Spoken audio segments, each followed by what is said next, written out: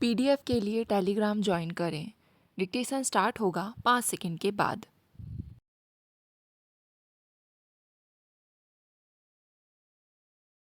महोदय, संविधान निर्माताओं के लिए संभव नहीं था कि वे सभी प्रकार की परिस्थितियों की परिकल्पना कर पाते। संविधान में पहले भी संशोधन किए गए हैं। हमें संविधान को ऐसा बनाना है कि वह भारतीय जनता की आशा, आकांक्षाओं और आवश्यकताओं को पूरा करे। एकमात्र महत्व इसका है कि भारतीय जनता का हित किस बात में है। माननीय सदस्य जानते हैं कि इस विधेयक को यहाँ प्रस्तुत करने की इच्छा से केवल हमारा ही दिल प्रेरित नहीं रहा है। अन्य अनेक दल भी जो कम्युनिस्ट नहीं हैं, इसके समर्थक हैं। जैसा कि मैंने पहले कहा, मैं सोचती हूँ कि वह एक महत्वपूर्ण कदम है। यह सुनना बहुत विचित्र लगता है कि कुछ लोग अनुभव करते हैं कि यह उन्हें नष्ट करने वाला कदम है। इसके विपरीत मैं सोचती हूँ कि यह ऐसा कदम है जो हमें ताकत देगा, क्योंकि वह अब अपने पाँवों पर खड़े होकर अपने जीवन की राह बना सकेंगे और उन्हें उस नींव की आवश्यकता नहीं होगी जो उनके पूर्वजों ने डाली थी।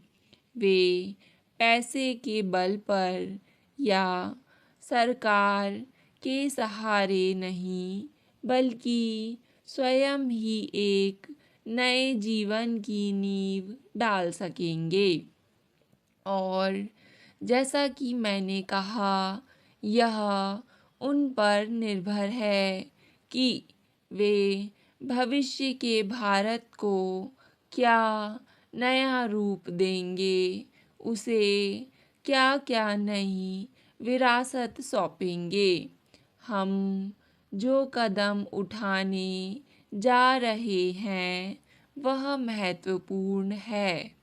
हमारे विभाजित समाज में, जिसमें जातियों और संप्रदायों द्वारा दरार डाली गई है, जिसे परंपरा और क्रमिक विशेषाधिकारों की धारणाओं द्वारा और भी ज़्यादा खंड खंड किया हुआ है।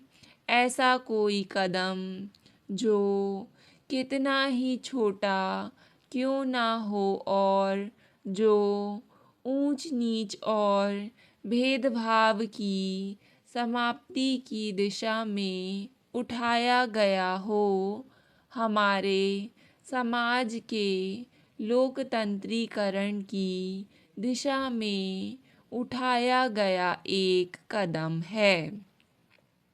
व्यक्तिगत रूप से मैं अनुभव करती हूँ कि शब्दाडंबर में लिपटे खोखले विवादों की अपेक्षा यह कहीं ज़्यादा महत्व की बात है। यही कारण है कि जब यहाँ एक ऐसे विचार का प्रतिपादन किया गया जो भारतीय राष्ट्रीय आंदोलन के बुनियादी सिद्धांतों के एकदम प्रतिकूल था, तो मुझे बहुत पीड़ा अनुभव हुई। हमारे राष्ट्रीय आंदोलन की मूलभूत बात थी सम्राट और नरेशों की प्रभुसत्ता की जगह भारतीय जनता की सर्वोच्च प्रभुता पर जोर देना, चाहे वह ब्रिटिश भारत की जनता हो। इस सिद्धांत पर जोर देने का अभिप्राय है किसी व्यक्ति से नहीं बल्कि एक प्रणाली से लोहा लेना।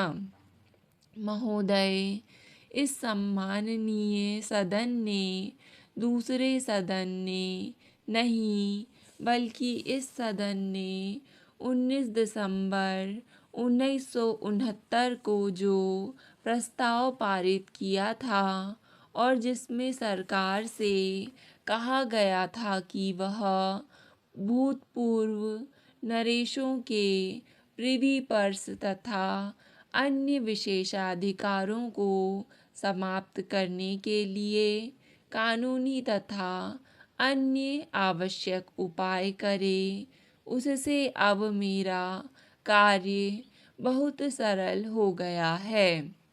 मुझे माननीय वरिष्ठ सदस्य के दल के एक सदस्य के इस सदन में उस समय तथा एक और मौके पर उस भाषण से भी सहायता मिली है जिसमें हमसे आग्रह किया गया था कि हम शीघ्रतापूर्वक इस विधेयक को प्रस्तुत करें। मैं समझती हूँ कि जिस शब्द का प्रयोग किया गया था वह था तुरंत। इस विधेयक में उन भावनाओं को मूर्त रूप दिया गया है।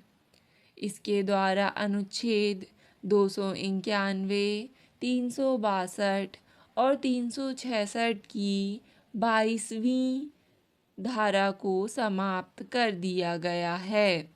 सरकार का उद्देश्य यह है कि प्रिवी पर्स को समाप्त किया जाए, विशेषाधिकारों को समाप्त या सीमित किया जाए और व्यक्तिगत शासन के विचार का अंत किया जाए। इस विधेयक से सदस्यों को अवसर मिलता है कि वे अपने प्रस्ताव को कार्यान्वित करें। उस संकल्प के संदर्भ में कोई भी जो कुछ कहेगा वह व्यर्थ का भ्रम होगा और उसे उपदेश देने के समान होगा जो पहले ही उसकी भावना को अपना चुका है। इसलिए मैं उस व्यर्थ श्रम से बचना चाहूँगी। यह सदन हमारी जनता की भावना तथा अधिक समानता के लिए उसकी आकांक्षा से परिचित है। पिछले अवसर पर इस सदन के अनेक विशिष्ट सदस्य सामाजिक परिवर्तन की अनिवार्यता तथा हमारे समाज के लोकतंत्रीकरण पर अपने विचार बहुत सुंदर ढंग से व्यक्त कर चुके हैं और आपके सम्मुख आज प्रस्तुत विधेयक उस समय व्यक्त की गई भावना को ही प्रतिबिंबित करता है।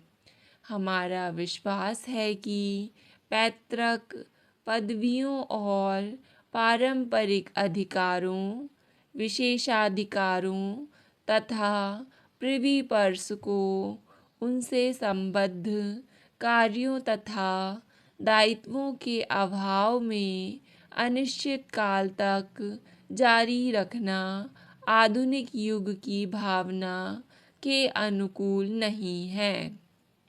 उससे परिवर्तित परिस्थितियों की मांग पूरी नहीं होती और देश के जीवन का राजनीतिक एवं सामाजिक विकास लोकतंत्री ढंग से नहीं हो सकता। मानव व्यापार के संचालन में हमेशा दो प्रमुख दृष्टिकोण हुआ करते हैं। एक दृष्टिकोण अतीतोन्मुखी होता है और जो कुछ प्राचीन तथा परिचित है उसे बनाए रखने को उत्सुक रहता है। दूसरा दृष्टिकोण देश की परंपरा और अतीत से हितकर तत्वों को स्वीकारता है।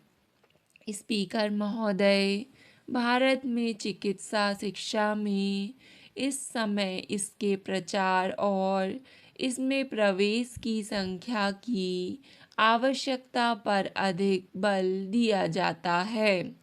स्वास्थ्य शिक्षा की समस्याओं पर राष्ट्रीय आवश्यकताओं और समाज की स्वास्थ्य की आवश्यकताओं के संदर्भ में विचार किया जाना चाहिए कि किन किन तरीकों से उन्हें पूरा किया जा सकता है।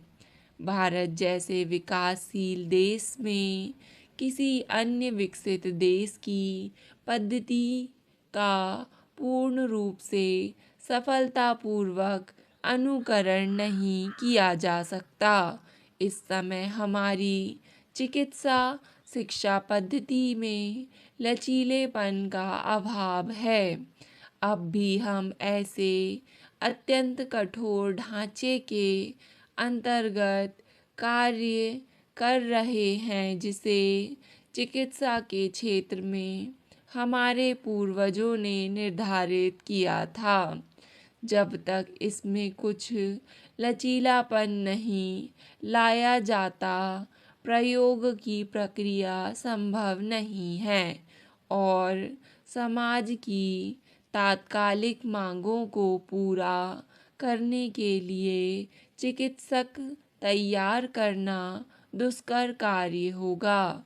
संकाय के सदस्यों तथा छात्रों के लिए यह महत्वपूर्ण है कि वे अनुभव करें कि चिकित्सा विज्ञान अनिवार्यतः एक सामाजिक विज्ञान है और शिक्षा का उद्देश्य वर्तमान सामाजिक व्यवस्था तथा भविष्य के सामाजिक ढांचे की आवश्यकताओं को भी ध्यान में रखना होगा।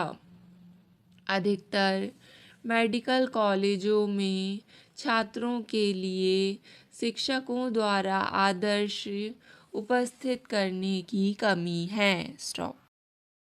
डिक्टेशन पसंद आए तो वीडियो को लाइक तथा चैनल को सब्सक्राइब ज़रूर करें।